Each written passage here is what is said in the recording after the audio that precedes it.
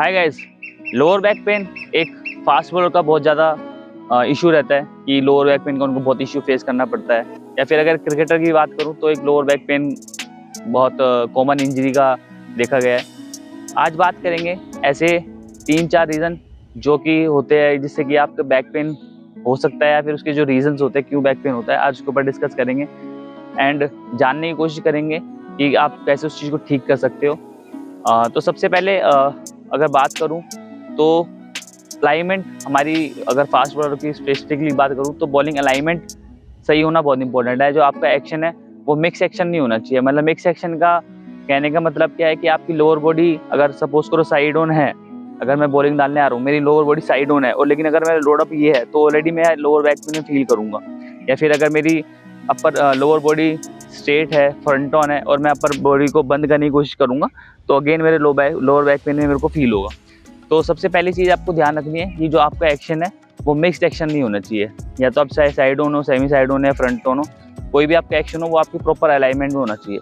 अब proper alignment को जानने के लिए ऑलरेडी मैंने फास्ट बॉलिंग लेसन के अंदर कवर करा हुआ है एक्शन को कैसे है, तो आपको उसको जरूर जाके देखें। एक प्रॉपर डिटेल में बताया हुआ है कि किस तरीके से आपका एक्शन होना चाहिए, साइड ऑन में क्या लोडिंग होनी चाहिए, क्या सही तरीके की अलाइनमेंट होनी चाहिए, वो जरूर आप जाके देखें। तो सबसे पहला रीज़न यही रहता है कि बॉलर का जो एक्शन है उसमें गड़बड़ रहती है। वो गड़बड़ को ठीक करने के लिए आपको अपनी अलाइनमेंट ठीक करनी है, आपको मिक्स एक्शन नहीं होना चाहिए। तो अगर आप उस चीज़ को ठीक करोगे तो ज़रूर आपके लोअर बैक पेन में आपको आराम देखने को मिलेगा। इसके बाद दूसरा रीज़न क्या आता है जो मैं समझता हूँ कि बहुत ज़रूरी है, वो है फ्लेक्सिबिलिटी। अभी क्या, अगर मेरी बैक मेरी अगर टाइट है, मैं अगर ऐसे बैंड भी नहीं कर पा रहा हूँ और जब हम बॉल डालने के लिए जाते हैं तो पूरा हमारा फोर्स लगता है, अब पूरा फोर्स लग रहा है और मेरी बॉडी टाइट है, तो उस समय क्या है कि आपका जो मसल है वहाँ पर इंजरी के बहुत ज़्यादा चांस बन जाते हैं। क्योंकि स्टिफ होने की वजह से आपकी बॉडी, चाहे हैमस्ट्रिंग स्टिफ है चाहे आपकी लोअर बैक स्टिफ है, तो उसके वजह से क्या है इंजरी होने के बहुत ज़्यादा हाई रिस्क रहता है, बहुत ज़्यादा चांसेस रहते हैं कि आपको वहाँ पे इंजरी फेस करनी पड़ती है। अब उसको ठीक करने के लिए एक प्रॉपर वार्म अप सबसे पहले बहुत इंपॉर्टेंट चीज़ है। आई नो बहुत ज़्यादा एक होता है कि बोरिंग चीज़ लगती है कि यार बार बार डेली सेम चीज़ आप वार्म अप कर रहे हो या फिर डेली बेसिस पे कर रहे हो, बट बहुत इंपॉर्टेंट चीज़ है कि एक प्रॉपर वार्म अप करें बॉलिंग से पहले, और बॉलिंग के बाद में ज़रूर स्टैटिक स्ट्रेचिंग करें। स्ट्रेचिंग के अंदर आपको होल्ड करना होता है अपने भी जितनी भी एक स्ट्रेचिंग एक्सरसाइजेज होती है उसको उस पोजीशन में 30 सेकंड 40 सेकंड के लिए होल्ड करें एंड देन उसके बाद अपना सेशन ख़त्म करें।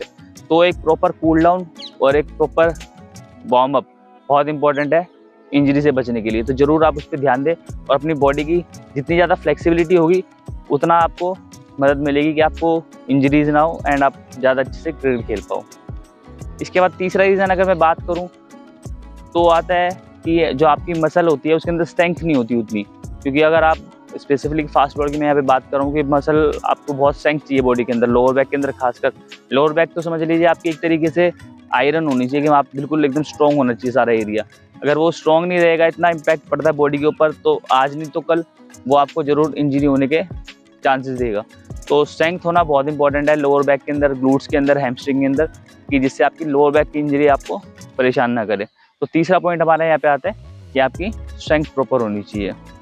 इसके बाद में चौथा पॉइंट जो हमारा आता है, जब भी आप कोई first cricket specific fast bowler की बात करूँ तो अगर सपोज करो कि आप कोई ड्रिल कर रहे हो तो पहले उसको बॉडी को उसकी आदत डालना स्टार्ट करें। अगर किसी बॉलर को बोलो कि अगर उसको बैक लगाना शुरू करना है तो ऐसा नहीं है कि जाते सीधा आप बैक लगाना स्टार्ट कर दोगे। पहले आप एक स्टेप से उस चीज़ को, मसल को फील करोगे कि मेरा लोअर बैक कैसे जा रहा है, फिर उसके बाद में उसको 2-4 कदम से लेके जाओगे, फिर उसके धीरे धीरे उस चीज़ को बढ़ाओगे। मतलब आपको ऐसा नहीं करना कि किसी ने बोला और सीधा आपने उस चीज़ को अप्लाई करना स्टार्ट कर दिया एंड आपका वो फिर क्या है दिक्कत देगा आपको। तो आपको ग्रेजुअली स्टार्ट करना है, स्मॉल स्टेप्स लेने हैं, देन उसको लेके जाना है। तो ये होगा हमारा चौथा रीज़न। एक चीज़ और मैं आपको यहाँ पे ऐड ऑन करना चाहूँगा कि अपने कोर स्ट्रेंथ पे बहुत ज़्यादा काम करें। अपनी साइड मसल्स है, अपनी जो कोर मसल्स है, अपनी बैक है, पूरा एक जो कोर हमारी जो बेल्ट होती है इस पे ज़रूर आप काम करें।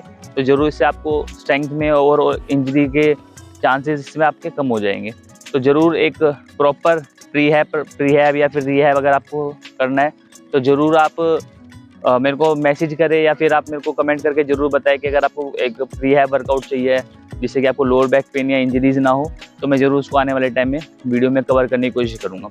तो ये 4 रीज़न मैं समझता हूँ कि बहुत ज़्यादा होते हैं कि इनमें से कोई भी एक रीज़न हो सकता है कि आपको लोअर बैक पेन हो रहा हो या फिर हो सकता है। तो ज़रूर इन चारों पॉइंट को हाईलाइट करें, देखें कि आप कहाँ पर हो, स्टैंड कर रहे हो एंड किस चीज़ से आपको बचना चाहिए, क्या चीज़ आपको इंक्लूड करनी चाहिए। वीडियो अच्छी लगी तो लाइक ज़रूर करना, सब्सक्राइब करना। Thank you so much.